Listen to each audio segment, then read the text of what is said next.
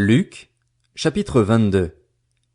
La fête des pains sans levain, appelée la Pâque, approchait. Les chefs des prêtres et les spécialistes de la loi cherchaient les moyens de faire mourir Jésus, car ils redoutaient les réactions du peuple.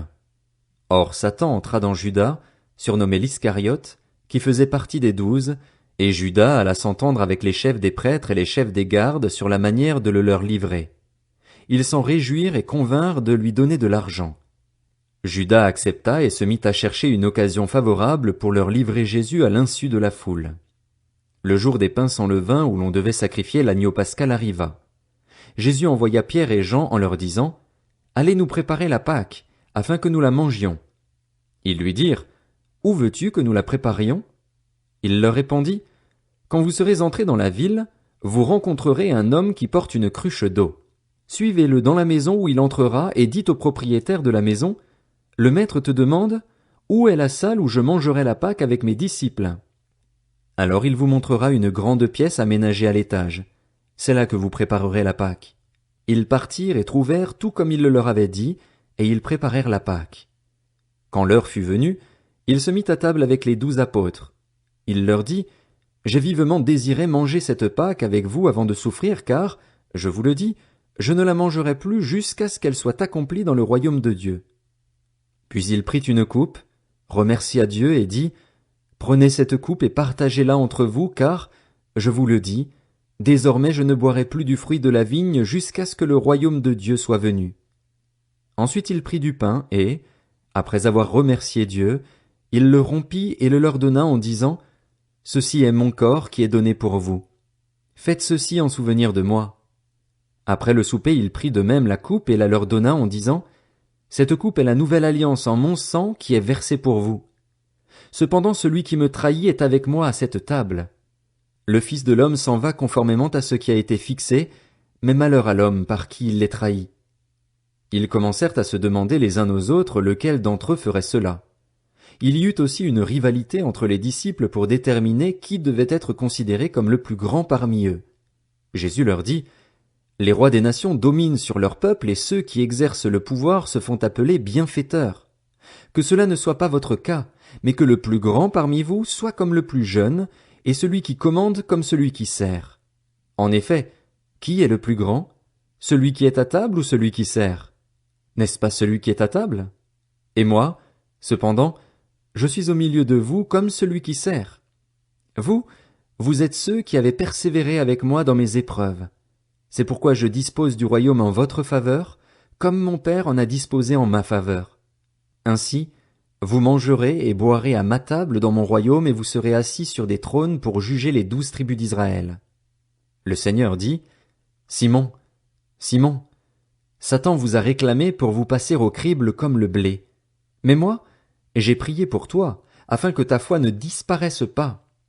Et toi, quand tu seras revenu à moi, affermis tes frères. » Seigneur, lui dit Pierre, je suis prêt à aller en prison avec toi, et même jusqu'à la mort. Jésus dit, Pierre, je te le dis, le coq ne chantera pas aujourd'hui avant que tu n'aies 3 fois nié me connaître.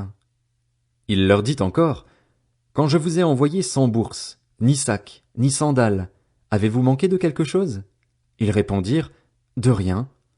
Il leur dit, maintenant, au contraire, que celui qui a une bourse la prenne, que celui qui a un sac le prenne également, et que celui qui n'a pas d'épée vende son vêtement et en achète une. En effet, je vous le dis, il faut que s'accomplisse encore dans ma personne ce texte de l'Écriture, il a été compté parmi les criminels. Et ce qui me concerne est sur le point de se réaliser. Ils dirent, Seigneur, voici 2 épées. Il leur dit, cela suffit. Il sortit et se rendit comme d'habitude au mont des Oliviers. Ses disciples le suivirent. Lorsqu'il fut arrivé à cet endroit, il leur dit, priez pour ne pas céder à la tentation. Puis il s'éloigna d'eux à la distance d'environ 1 jet de pierre, se mit à genoux et pria en disant, Père, si tu voulais éloigner de moi cette coupe. Toutefois, que ce ne soit pas ma volonté qui se fasse, mais la tienne. Alors un ange lui apparut du ciel pour le fortifier. Saisi d'angoisse, Jésus priait avec plus d'insistance, et sa sueur devint comme des caillots de sang qui tombaient par terre. Après avoir prié, Il se releva et vint vers les disciples, qu'il trouva endormis de tristesse. Alors il leur dit, « Pourquoi dormez-vous? Levez-vous et priez pour ne pas céder à la tentation. » Il parlait encore quand une foule arriva. Celui qui s'appelait Judas, l'un des 12, marchait devant elle. Il s'approcha de Jésus pour l'embrasser. Jésus lui dit, « Judas, c'est par un baiser que tu trahis le Fils de l'homme. » Voyant ce qui allait arriver, ceux qui étaient avec Jésus dirent, « Seigneur, devons-nous frapper avec l'épée? » Et l'un d'eux frappa le serviteur du grand prêtre et lui emporta l'oreille droite. Mais Jésus prit la parole et dit, « Laissez faire, arrêtez. » Puis il toucha l'oreille de cet homme et le guérit. Jésus dit ensuite aux chefs des prêtres, aux chefs des gardes du temple et aux anciens qui étaient venus pour l'arrêter, « Vous êtes venus comme pour un brigand, avec des épées et des bâtons. J'étais tous les jours avec vous dans le temple et vous n'avez pas mis la main sur moi.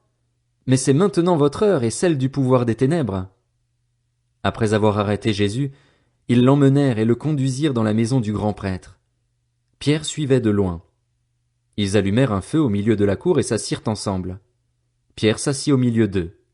Une servante qui l'avait vu assis devant le feu et l'avait observé dit, « Cet homme aussi était avec lui. » Mais il le renia en disant, « Femme, je ne le connais pas. » Peu après, un autre le vit et dit, « Toi aussi tu fais partie de ces gens-là. » Et Pierre dit à l'homme, « Je n'en fais pas partie. » Environ 1 heure plus tard, un autre insistait, disant, « Certainement cet homme était aussi avec lui, car il est galiléen. » Pierre répondit, « Je ne sais pas de quoi tu parles. » Immédiatement, alors qu'il parlait encore, un coq chanta.